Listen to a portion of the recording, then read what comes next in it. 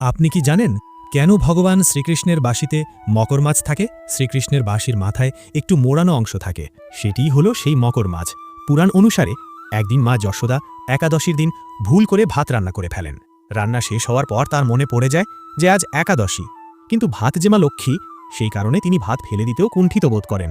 তাই সেই ভাত নিয়ে পথে পথে মা যশোদা ঘুরে বেড়ালেও কোনো মানুষ তো দূরে থাক, এমনকি একটি পশু পাখিও সেই ভাত গ্রহণ করতে অস্বীকার করে। ঠিক সেই সময় সামনে থাকা জলাশয়ে হঠাৎ একটি মকর মাছ লাফাতে শুরু করে।